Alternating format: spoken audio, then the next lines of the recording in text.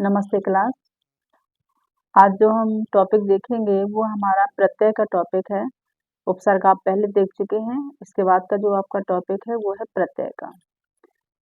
ये जो प्रत्यय हैं, जैसे कि आपने उस उपसर्ग देखे थे कि उपसर्ग कहाँ पर लगाए जाते हैं, तो शब्द के आदि में लगाए जाते हैं। और प्रत्यय कहाँ पर लगाए जाते हैं, ये जो प्रत्यय हैं यानी शब्द और धातु के अंत में लगाए जाते हैं, तो वो हमारे क्या कहलाते हैं, प्रत्यय कहलाते हैं। तो प्रत्यय से आपकी परीक्षा में चाहे आपका सुपर टैट हो चाहे टैट हो, इसमें से आपके निश्चित रूप से 4-5 नंबर के प्रश्न पूछे जाते हैं। चाहे तो आपका जैसा विभक्ति का टॉपिक इम्पोर्टेंट था वैसा ही आपका प्रत्यय का टॉपिक इम्पोर्टेंट है। तो यहाँ पर आप देखेंगे कि प्रत्यय के बारे में क्वेश्चन किस तरह से पूछे जाते हैं। तो आज हम प्रत्यय के बारे में बहुत ही सरल तरीके से समझेंगे कि प्रत्यय हम कैसे बनाएंगे।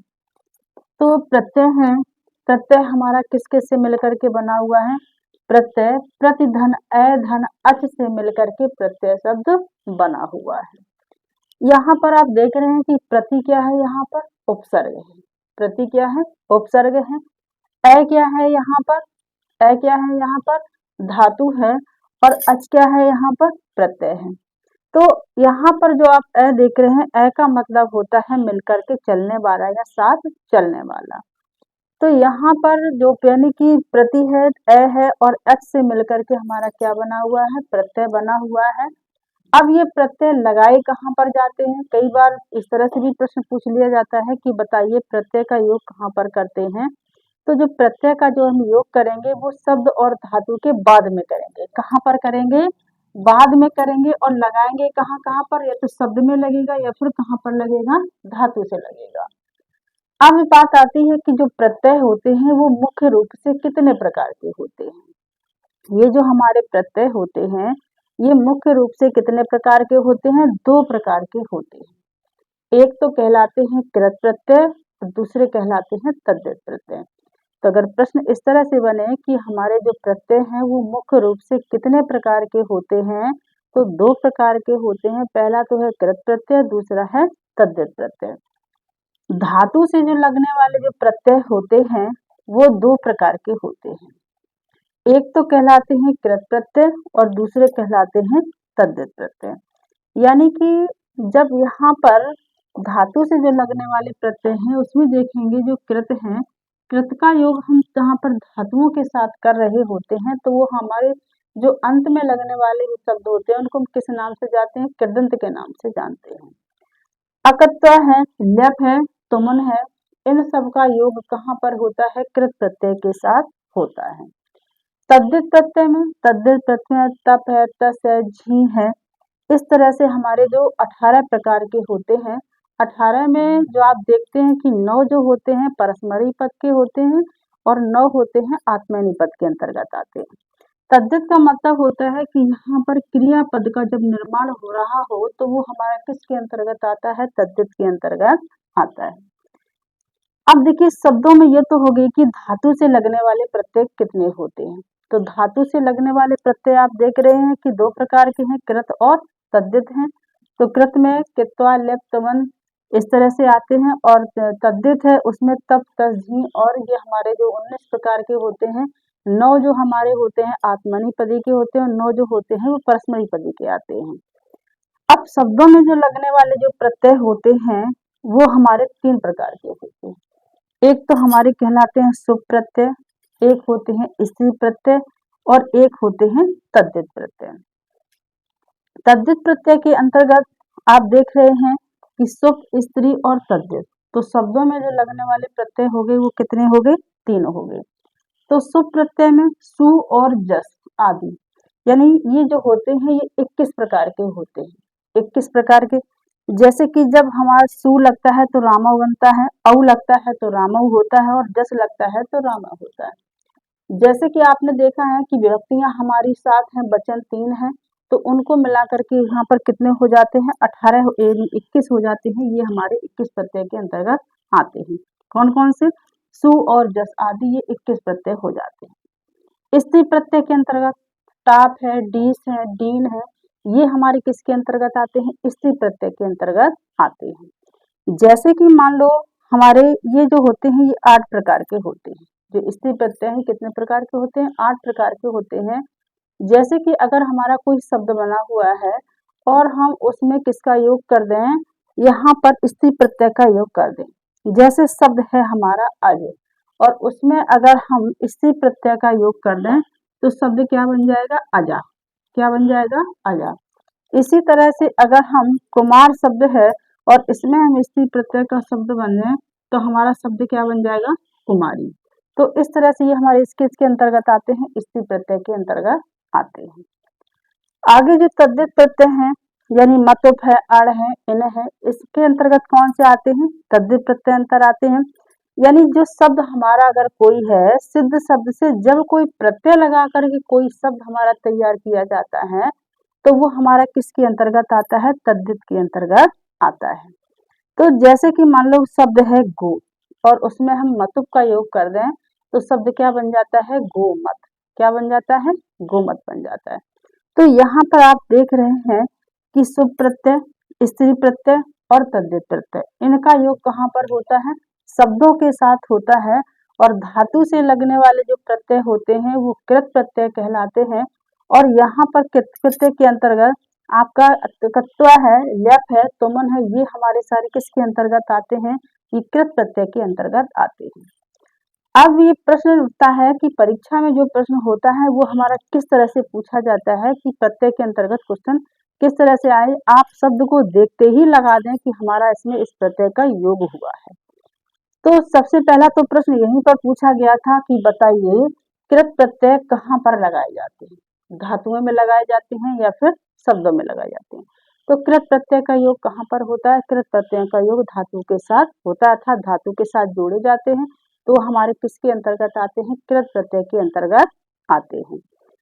तो दूसरा यानी कि प्रत्यय जो होते हैं वो मुख्य रूप से कितने प्रकार के होते हैं? तो मुख्य रूप से 2 प्रकार के होंगे, कृत प्रत्यय और तद्धित प्रत्यय का योग होगा। अब देखिए धातु से लगने वाले जो होते हैं वो हमारे कृत प्रत्यय होते हैं, ठीक है। और कृत प्रत्यय में कित्वा, लेप है, तुमन है, ये आते हैं। और तद्धित में है तप है, तस है, झी है, ये 18 प्रकार के होते हैं। और तद्धित से ही क्या होता है? क्रियापद का निर्माण होता है। शब्दों से लगने वाले प्रत्यय आपने देखे, शुभ प्रत्यय हैं, स्त्री प्रत्यय हैं और तद्धित प्रत्यय इसके अंतर्गत आते हैं। शुभ प्रत्यय में सु और जस आदि ये हमारे 21 प्रत्यय होते हैं। तो इसके बाद जैसे कि आपका स्त्री प्रत्यय है, जैसे टाप प्रत्यय है तो हम आ का योग कर दें तो हमारा क्या बन जाता है? स्त्री प्रत्यय होता है। अज है, जैसे शब्द बताया, अज है तो क्या बन गया? अजा। कुमार है तो यहाँ पर क्या बन गया? कुमारी बन गया, तो स्त्री प्रत्यय का योग कर दिया। तद्धित में अगर कोई हमारा कोई शब्द रखा हुआ है और उसमें हम कोई भी प्रत्यय लगाकर कोई दूसरा शब्द बन जाता है तो हमारा किसके अंतर्गत आता है? स्त्री प्रत्यय के अंतर्गत आता है। अब आप शब्द को देखकर ही बता देंगे कि हमारा इसमें कौन सा प्रत्यय लगा हुआ है। तो जो पहला हमारा प्रत्यय है तो पहले हम पढ़ेंगे कृत प्रत्यय के अंतर्गत। किसके अंतर्गत? कृत प्रत्यय के अंतर्गत देखेंगे। आगे हम सबसे पहले देखेंगे कृत प्रत्ययों के अंतर्गत। तो कृत प्रत्यय, जैसा कि आपने देखा था कि प्रत्यय मुख्य रूप से 2 प्रकार के होते हैं, कृत और तद्धित। तो कृत प्रत्यय को पहले हम देखेंगे। तो कृत प्रत्यय से जो बने जो हमारे पद होते हैं उनको हम क्या कह देते हैं? कृदंत कहते हैं। क्या कह देते हैं? कृदंत। अर्थात जो कृत के अंत में जोड़े जाएं, जो कृत के अंत में जोड़े जाते हैं वो हमारे क्या कहलाते हैं? कृदंत के अंतर्गत आते हैं। तो जैसे कि कृत प्रत्यय कहाँ पर जोड़े जाते हैं? धातुओं से जोड़े जाते हैं। कहाँ पर जोड़े जाते हैं? धातुओं से जोड़े जाते हैं। ये पॉइंट आपका बहुत इम्पोर्टेंट है, ये आपका परीक्षा में पूछा भी गया है कि कृत प्रत्यय कहाँ पर जोड़े जाते हैं? तो कृत प्रत्यय धातुओं में जोड़े जाते हैं, धातुओं से जोड़े जाते हैं। और इनके बने पद को हम क्या कहते हैं? कृदंत कहते हैं। क्या कहते हैं? इनके बने पद को हम कृदंत कहते हैं।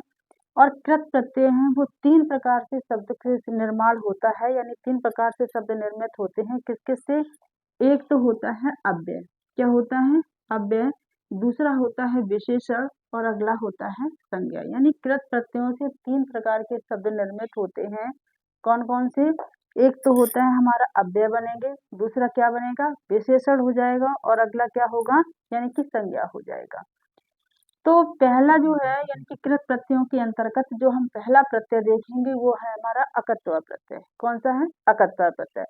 अकत्वा प्रत्यय की सबसे बड़ी पहचान है कि इसमें जो लास्ट में बचता है वो त्वा शेष बचता है। क्या शेष बचेगा? त्वा शेष बचेगा। यानी कि जब भी अगर हम धातुओं के साथ अकत्वा प्रत्यय को जोड़ेंगे तो जो उसके लास्ट में बचेगा वो हमारा किसका बनेगा? बचेगा त्वा का योग होगा वहां पर। अब इसमें देखिए कि होता क्या है अकत्वा प्रत्यय कि जब एक ही कर्ता द्वारा एक कार्य की समाप्ति के बाद दूसरी क्रिया की जाती है। कहने का तात्पर्य है कि जब एक ही कर्ता हो और एक ही कार्य की समाप्त करके दूसरी क्रिया प्रारंभ की जा रही है, दूसरी क्रिया की जाती है, तो समाप्ति क्रिया में जो क्रिया समाप्त हो रही है उसमें समाप्ति क्रिया में अकत्वा प्रत्यय का प्रयोग किया जाता है। इस प्रत्यय से बने हुए शब्द को पूर्वकालिक क्रिया कहते हैं। क्या कहेंगे? पूर्वकालिक क्रिया कहते हैं। जैसे कि मान लो आपका यह कह दिया जाए कि वह विद्यालय जाकर, और यानी कि वह विद्यालय जाकर पढ़ता है। वह विद्यालय जाकर पढ़ता है, तो वह विद्यालय जाकर के मतलब क्या है यहाँ पर? सा। वह की क्या होगी? सा। विद्यालय की विद्यालय, जाकर हो गई गत्वा, और पठत की क्या हो गई? पढ़ता है। तो इसका मतलब कि सह विद्यालयम गत्वा पठति, वह विद्यालय जाकर पढ़ता है। अब देखिए कर्ता कौन है यहाँ पर? वह। कर्ता कौन है? वह। यानी कर्ता द्वारा एक कार्य की समाप्ति, एक कार्य की समाप्ति क्या हो रही है? कि वह विद्यालय जाता है, और दूसरी क्रिया प्रारंभ हो रही है कि वह क्या कर रहा है? कि पढ़ता है। क्या कर रहा है? यानी दूसरी क्रिया की जा रही है कि वह पढ़ता है। तो समाप्ति क्रिया में, अब यहाँ पर जो समाप्ति वाली क्रिया है तो उसमें अकत्वा प्रत्यय का योग होगा, और इस प्रत्यय से बने हुए शब्द को पूर्वकालिक क्रिया कहते हैं। क्या कहते हैं? पूर्वकालिक क्रिया कहते हैं। जैसे कि आप यहाँ पर देख रहे हैं कि सह विद्यालयम गत्वा पठति, तो वह विद्यालय जाकर क्या करता है? पढ़ता है। अब यहाँ पर जो गत्वा आया हुआ है, गत्वा में हमारी क्या है? गम धातु है, और अकत्वा प्रत्यय का यहाँ पर योग हुआ है, तो यहाँ पर क्या बन गया शब्द? गत्वा बन गया। क्या बन गया? गत्वा बन गया। अब यहाँ पर जैसे कि अब आप देख रहे हो कि यहाँ तो माँ है, यहाँ लास्ट में धातु में क्या है? माँ है। ये माँ कहाँ चला गया? तो जिन भी धातुओं के अंत में माँ और ना होता है उनका लोप हो जाता है। क्या हो जाता है? उनका लोप हो जाता है। तो इस तरह से यानी कि गम का हमारा क्या हो गया? गत्वा हो गया। गम का क्या हो गया? यहाँ पर गत्वा का योग हो गया। इसी तरह से जैसे अगर हन धातु है, हन में अकत्वा का योग करेंगे तो क्या हो जाएगा? हत्वा इसके अंतर्गत हो जाएगी। पहला देखो आप देख रहे हैं जैसा कि अकत्वा प्रत्यय, अकत्वा प्रत्यय के लास्ट में क्या बचता है? त्वा बचता है। क्या बचता है? त्वा बचता है। तो इसके यानी इस प्रत्यय को बनाने के कुछ नियम होते हैं कि जैसा कि पहला नियम ये होता है कि कुछ धातुओं में त्वा से पूर्व ई की मात्रा अंतिम वर्ण पर लगाई जाती है।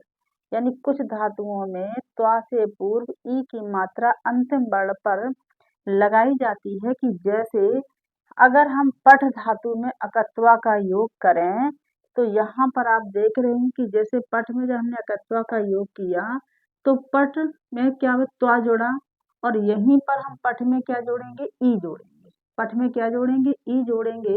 तो जो शब्द हमारा बन जाएगा वो हमारा क्या होगा? पठित्वा बन जाएगा। क्या होगा? पठित्वा का योग होगा। इन धातुओं यानी कुछ धातुओं के अंतिम वर्ण पर मा और ना का योग होता है। यानी कुछ धातुएं होती हैं जिनके अंतिम वर्ण क्या होते हैं? मा होता है और ना होता है। तो अकत्वा प्रत्यय का योग करते समय इन मा और ना का क्या हो जाता है? लोप हो जाता है। जैसे गम हमारी धातु है, अकत्वा का जब हम प्रयोग करेंगे तो मा का क्या हो जाएगा? लोप हो जाएगा। शब्द बन जाएगा गत्वा। शब्द क्या बन जाएगा? गत्वा। उसी तरह से हन धातु में जब हम अकत्वा का योग करेंगे तो शब्द क्या बन जाएगा? हत्वा। यानी ना का क्या हो जाएगा? लोप हो जाएगा। उसी तरह से एक नियम और भी है कि दा में जो है आ का लोप हो जाता है। जो दा धातु है उसमें आ का क्या हो जाता है? लोप हो जाता है, और पा का पी हो जाता है। पा का पी हो जाता है। जैसे कि मान लो दा धातु है, दा धातु में अकत्वा का योग हुआ तो शब्द क्या बन गया? दत्वा। क्या बन गया? दत्वा, ना कि दात्वा। उसी तरह से पा धातु है, पा में जब हम कित्वा का या अकत्वा का योग करेंगे तो शब्द हमारा क्या बन जाएगा? पीत्वा। शब्द क्या बन जाएगा? पीत्वा। तो ये हमारे कुछ नियम हैं जिनको हम बनाते हुए आगे हम शब्दों को देखेंगे उदाहरण के साथ, यानी कैसे हम धातु के साथ अकत्वा प्रत्यय का योग करेंगे और हम शब्द की पहचान भी देखेंगे कि कैसे हम किस ट्रिक के साथ इसको हम पढ़ सकते हैं। अकत्वा प्रत्यय के अंतर्गत आप देखेंगे कि जितने भी आपके शब्द जो प्रत्यांत पद बनेंगे उनमें सभी में लास्ट में आपको क्या मिलेगा? त्वा। तो ये क्या हो गई? आपकी एक ट्रिक हो गई। जैसे कि अगर मान लो परीक्षा में क्वेश्चन पूछा जाता है कोई शब्द दे करके कि बताइए इसमें किस प्रत्यय का योग है, मान लो आपको दे दिया जाए गत्वा। क्या दे दिया जाए? गत्वा। तो आप क्या शब्द को पहचानेंगे कि लास्ट में आपको क्या मिल रहा है? त्वा। क्या मिल रहा है? त्वा। तो यहाँ पर किस प्रत्यय का योग होगा? अकत्वा प्रत्यय का योग होगा। धातु हमारी इसमें क्या है? गम। प्रत्यय क्या है? अकत्वा। और प्रत्यांत पद हमारा क्या बना है? गत्वा। इसका मतलब क्या हुआ? अर्थ क्या हुआ? जाकर। और जो कित्वा अकत्वा प्रत्यय है ये इसका जो अर्थ निकलता है ये कर या करके में अर्थ निकलता है। किस में अर्थ निकलता है? कर या करके में अर्थ इसका निकलता है। किसका? अकत्वा प्रत्यय का। तो आप देख रहे हैं कि यहाँ पर जब आपने देखा कि गत्वा तो शब्द क्या बना? यहाँ पर अर्थ क्या हुआ? जाकर। क्या हुआ? जाकर। दा धातु है, धातु में जब हम अकत्वा का योग करेंगे तो शब्द क्या बन जाएगा? दत्वा। क्या बन जाएगा? दत्वा। यानी कि देकर। क्या हो जाएगा? देकर। उसी तरह से दृश्य धातु है और दृश्य धातु में जब अकत्वा का योग होगा तो शब्द क्या बन जाएगा? दृष्टवा।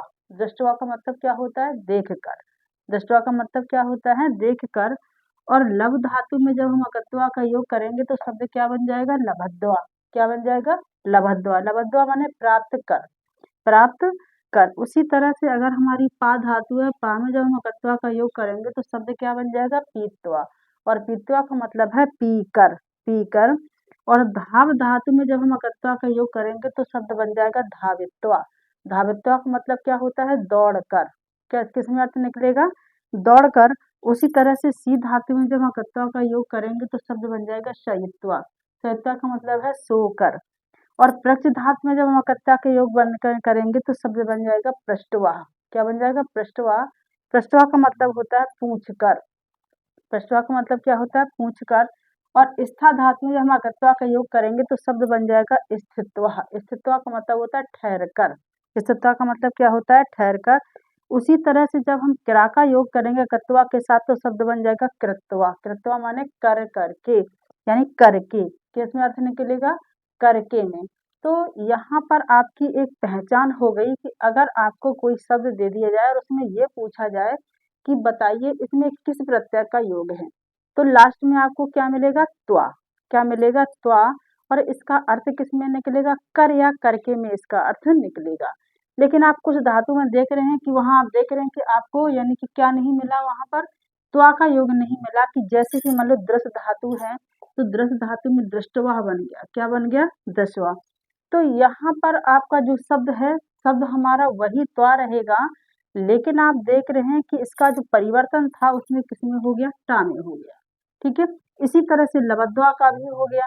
तो आपकी ये जो आपने देखे हैं ये आपके मोस्ट इम्पोर्टेंट आपके उदाहरणों को हमने रखा हुआ है जो कई बार परीक्षाओं में पूछे गए हैं।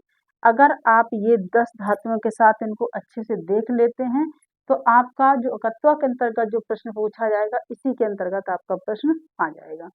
तो सबसे जो पूछा जाने वाला है आपका वो तो आपका ये वाला पूछा गया है गत। दूसरा ये वाला पूछा गया है दृश्य का है और इसका आपका कई बार पूछा गया है लबद्वा का। और यहाँ पर आप प्रक्ष का भी कई बार पूछा गया है और ये आपका स्थातल। इसका मतलब है मैंने जितने भी इसमें आपके उदाहरण लिए हैं सारे इम्पोर्टेंट हैं। इनको आप अच्छे से इन 10 को बहुत अच्छे से अगर तैयार कर लेंगे तो आपका अकत्वा प्रत्यय कंप्लीट हो जाएगा। तो अगर प्रत्यय का वीडियो आपको अच्छा लगा हो और तो वीडियो को आप लाइक करें और चैनल को सब्सक्राइब करें। धन्यवाद।